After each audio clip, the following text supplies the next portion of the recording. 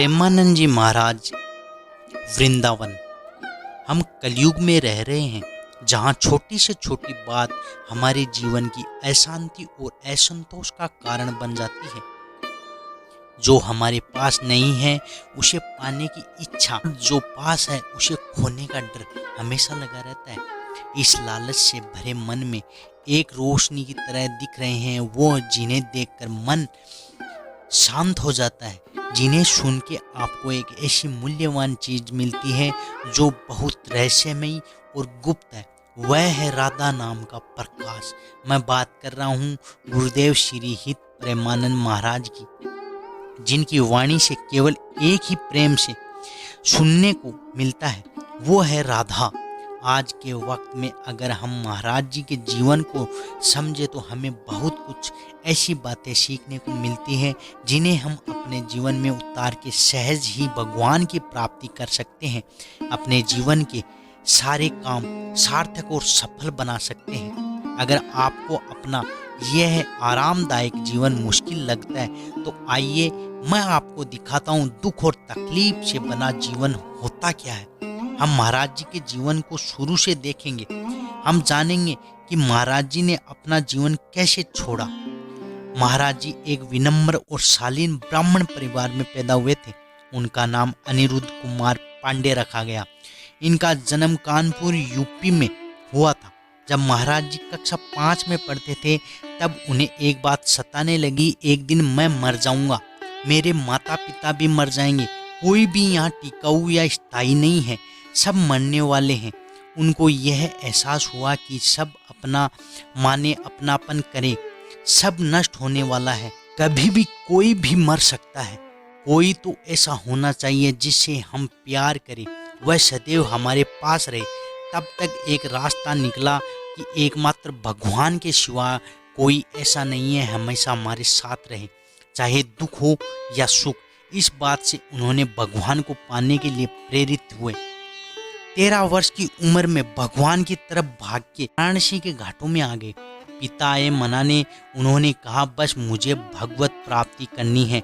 उनके पिता मान गए और बोले जो करना है करो, पर कभी ये सुनने को नहीं आना चाहिए कि तुम विविचार या गंदे आचरण में हो।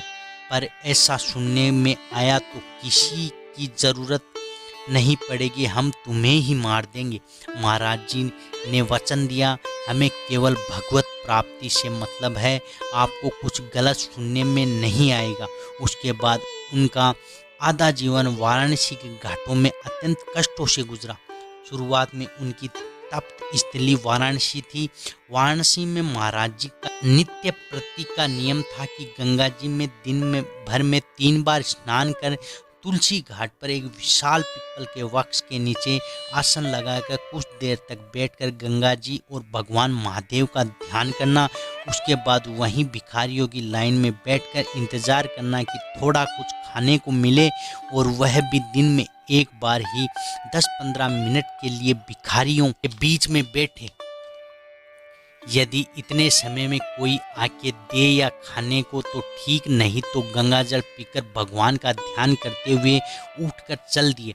अपने 24 घंटे के एकांतवास के लिए इस प्रकार की दिनचर्या में प्रेमानंद जी महाराज जी को कई दिनों तक बिना भोजन के ही मात्र गंगा जल पीकर ही रहना पड़ता था। और ऐसे में यदि कोई रोटी खाता हुआ दिख जाए तो महाराज जी सोचते, प्रभु ये कितना भाग्यशाली है कि इसे रोटी खाने को मिल रही है। सर पे छत नहीं, क्योंकि उन्होंने किसी भी जगह का रहने का त्याग कर खुले आकाश के नीचे घाटों पर रहने का निश्चय किया था। कड़ाके की ठंड में दिन में 3 बार गंगा स्नान करना, शरीर पर डालने के लिए एक भी मोटा कपड़ा नहीं था। फिर भी महाराज जी कहते हैं भगवान की कृपा से आज तक एक सर्दी बुखार भी उन्हें नहीं हुआ। खाने के नाम पर गंगा जल या फिर भिक्षा में थोड़ा सा सत्वा मिल जाता था और वो इसे गुजारा कर केवल भगवत चिंतन और भगवान को पाने की इच्छा यही उन्हें बल दे रही थी। बनारस में तो अत्यंत कष्ट से जीवन चल ही रहा था, लेकिन असली मुसीबत तब आई जब पता चला कि इनकी दोनों किडनियां खराब हो गई है। जहाँ रहते थे वहाँ से निकाल दिए गए, कब मर जाएं कुछ पता नहीं था। रोज की तरह उस दिन भी महाराज जी को ध्यान में बैठे हुए थे। अचानक में उनके हृदय में भगवान महादेव जी की कृपा से प्रेरणा हुई कि कैसे होगा वृंदावन पर। उन्होंने इस बात पे उतना ध्यान नहीं दिया। अगले दिन फिर रोज के नियम के अनुसार तुलसी घाट पर बैठे हुए थे, तभी एक अपरिचित जाने शख्स उनके पास आए और बोले कि हनुमान जी का विश्वविद्यालय जो काशी में है, श्री राम शर्मा आचार्य जी द्वारा एक धार्मिक आयोजन का प्रबंध किया गया है, जिसमें दिन में श्री चैतन्य लीला व रात्रि में रास लीला का मंचन होता है। चलो महात्मा, हम दोनों ही लीला का दर्शन करने चलते हैं। महाराज जी ने कभी रास लीला नहीं देखी।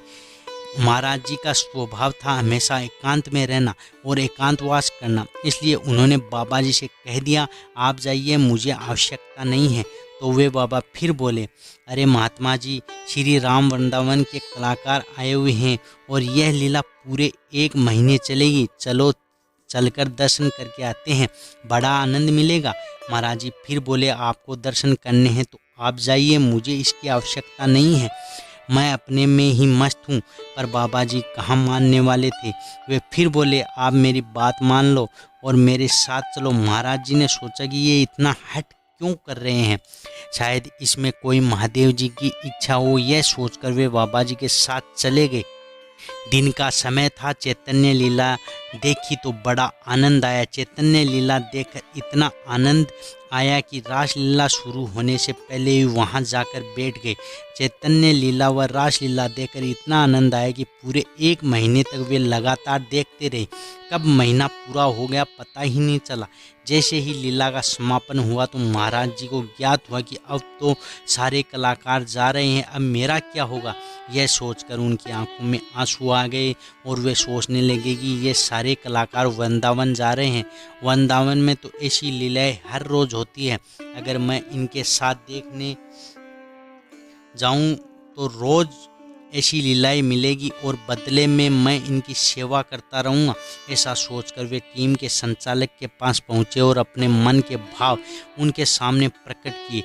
तो संचालक बोले, अरे बाबा, ऐसा तो संभव नहीं है। तब संचालक जी बोले, बाबा तुम एक बार वृंदावन आ जाओ, श्री बिहारी फिर तुम्हें छोड़ेंगे ही नहीं। प्रेमानंद जी कहते हैं, इस वाक्य ने मेरा जीवन बदल दिया। बस इसके बाद उनके हृदय में एक ही लगन लग गई, मुझे वृंदावन जाना है। कल तक तो महाराज जी एकांत में रहना पसंद करते थे, वे आज वृंदावन जाने के लिए बावड़ों की तरह व्यथित हो रहे हैं। ऐसी लगन उनको लग गई कि वृंदावन से भगवान का यही इशारा उनकी तरफ था कि वे अचानक बैठे बैठे वृंदावन के बारे में सोच रहे थे कि कैसे होगा वृंदावन में। उसी समय बाबा जी का रास लीला के लिए हट करके ले जाना, यह सब भगवान की मर्जी ही तो है। इससे उनका पहले की तरह गंगा में स्नान करके तुलसी घाट पर बैठना और भिक्षा लेने का नित्य क्रम होने लगा। परंतु इसमें एक नया क्रम और जुड़ गया, वह था कि मुझे वृंदावन जाना है।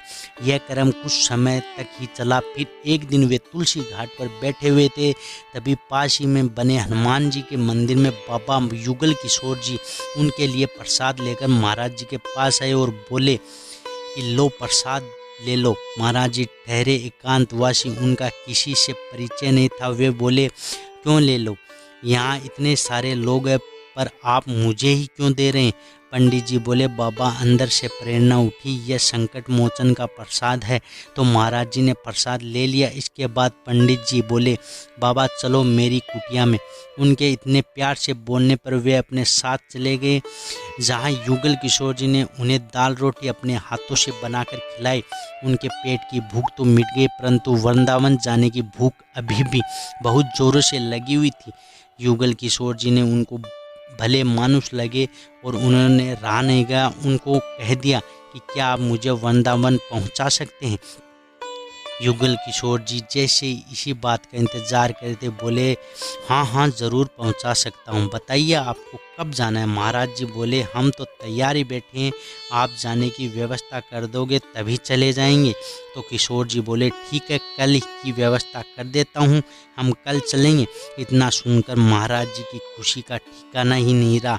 उनका रोम रोम खिल उठा, मन खुशी से नाचने लगा और युगल किशोर जी ने मथुरा जाने वाली रेलगाड़ी में बिठा दिया। रेलगाड़ी में उनका परिचय दो लोगों से हुआ जो महाराज जी के विचारों से बहुत प्रभावित हुए और उन्हें रुपए देने लगे। महाराज जी के पास 1 रुपया ही नहीं था, फिर भी रुपए लेने से इनकार कर दिया। तब वे दोनों बोले, हम मथुरा ही जा रहे हैं, आप हमारे साथ चलो, हम जहाँ ठहरे हैं आप भी आज रात वहीं ठहर जाना। ठीक है भैया, आज तुम्हारे साथ रुक जाता हूँ। मथुरा में राधे श्याम जी गेस्ट हाउस के पास महाराज जी को बैठाकर वे लोग बोले, हम अंदर जा रहे हैं, थोड़ी देर में आपको बुला लेंगे। रात का समय था, ठंडी रात्रि थी। महाराज जी अपने बुलावे का इंतजार करने लगे, पर बहुत समय बीत गया, कोई बुलाने नहीं आया। कुछ देर में मथुरा से वृंदावन चले जाएंगे, इन्हीं विचारों में खोए हुए वहाँ बैठे हुए थे। उस समय रात्रि के 11 बजे के करीब तभी एक सज्जन आए और उन्हें, बाबा जय श्री कृष्णा, कैसे बैठे हो अकेले ही इतनी रात को यहाँ? महाराज जी ने सारी कहानी उस सज्जन को बताई। वे सज्जन महाराज जी को अपने घर ले गए, उन्हें स्वादिष्ट भोजन कराया और रात्रि विश्राम करवाया। अगले दिन सुबह होते ही महाराज जी सबसे पहले पहुँचे यमुना जी। वहाँ स्नान करके सीधा केशव देव जी के दर्शन करने पहुँच गए। जैसे ही दर्शन किए, चिल्ला चिल्ला के रोने लगे, क्योंकि भगवान श्री कृष्ण के दर्शन हो गए। उन्हें लगा मानो अब तक का जीवन सार मिल गया और वे अपनी भावनाओं में बह गए। महाराज जी के रूप का वर्णन करूं तो बड़ी बड़ी जटाएं और बड़ी बड़ी दाढ़ी, शरीर पर बस एक वस्त्र लपेटे भगवान दर्शन किए जा रहे थे और फूट फूट कर रोए जा रहे थे। उन्हें यह बात भी ज्ञात नहीं थी कि वे कहाँ खड़े हैं और उन्हें कौन देख रहा है, बस रोए जा रहे थे। मंदिर का यह दृश्य देखकर यह लग रहा था कि मानो आज भगवान स्वयं अपने भक्त के दुलार में प्रकट हो गए। पूरा मंदिर वात्सल्य से भर गया। लोग चर्चा करने लगे, अरे बाबा जी को देखो कैसे भगवान की याद में रो रहे हैं। देखते ही देखते कुछ ही क्षण में महाराज जी के चारों ओर दर्शनार्थियों की भीड़ लग गई। उनका सम्मान करने लगे, फूल माला पहनाने लगे, उनके चरणों में गिरने लगे। तभी एक दर्शनार्थी बोले, हे बाबा, मैं आपकी सेवा करना चाहता हूँ, आप आदेश करें। महाराज जी ने मन में तो बस एक ही इच्छा थी, मुझे कैसे भी करके वृंदावन जाना है। उस भक्त ने गाड़ी से महाराज जी को विदा किया वृंदावन के लिए। गाड़ी वाले ने रेवड़ रीति में उतार दिया। वहाँ कुछ देर घूमने के बाद महाराज जी की भेंट होती है संत श्री राम सखा जी से। उनसे महाराज जी ने निवेदन किया कि मैं बनारस से आया हूँ, बिहारी जी के दर्शन करना चाहता हूँ, यदि 3-4 दिन रहने की व्यवस्था हो जाए तो बड़ी कृपा होगी। इस प्रकार महाराज जी वृंदावन वास एवं ब्रिज मंडल का खूब आनंद लिया। श्री प्रेमानंद जी महाराज कहते हैं कि जब मेरी आयु 35 वर्ष के लगभग हुई तो उस समय तक मेरे पेट में बहुत ज़्यादा पीड़ा बढ़ गई थी, जिस कारण मैं रामकृष्ण मिशन में जांच कराने गया तो डॉक्टर मुझे बोले, तुम्हारी दोनों किडनियां आधे से ज़्यादा खराब हो गई है। किडनी डिजीज नामक रोग है जिसे तुम्हारी किडनी में हजारों की संख्या में गांठें पड़ गई है। कभी कभी इससे किडनी फटने का भी खतरा रहता है। किडनी का यह रोग जीन्स में होता है, माता पिता से बच्चों में आता है और कुछ ही सालों में किडनी पूरी तरह खराब हो जाती है। तुम्हारे पास ज़्यादा से ज़्यादा 4 से 5 साल का समय, इससे अधिक नहीं, इसके बाद तुम्हारी मृत्यु निश्चित है। ऐसी दशा हुई कि मैं जो दिन में भिक्षा मांग कर लाता था वही खाता था। यदि किसी दिन भिक्षा नहीं मिलती तो कुटिया में भूखे पड़े रहते, लेकिन बांके बिहारी जी की कृपा से वे ठीक हैं। अगर आज भी उनकी ऐसी स्थिति होती तो वे पड़े पड़े सड़ जाते और उन्हें पूछने वाला तक कोई नहीं होता। अगर श्री जी ने यह व्यवस्था ना की होती तो आज सब उन्हीं की कृपा से हैं। मैंने अपने सामर्थ्य के अनुसार महाराज जी के जीवन की कुछ बातें बतानी चाहिए, जिसमें मुझे भी यह बात समझ आएगी, अगर भगवान को पाना है तो पूरी तरह से उनके लिए समर्पित हो जाना चाहिए। यही बात भगवान कृष्ण गीता में कह रहे हैं कि सारे धर्मों को लांग मेरी शरण में आओ, पूर्ण समर्पण करो। इससे यह सीखो कि आप अपने कर्म करते रहो, पूरी मेहनत करते रहो और फल राधा रानी पे छोड़ दो और कहो कि राधा रानी, मैंने पूरी तरह समर्पित होकर ये कार्य किया, जिससे आपका काम में ज़्यादा से ज़्यादा ध्यान लगेगा, आप रिजल्ट को लेकर भय नहीं रहेगा और आपका कार्य अच्छा होगा। अभी तक आप मुझे सुन रहे थे, उसके लिए धन्यवाद। बोलो राधे राधे। जय प्रेमानंद जी महाराज, जय श्री राधे कृष्णा, जय हो।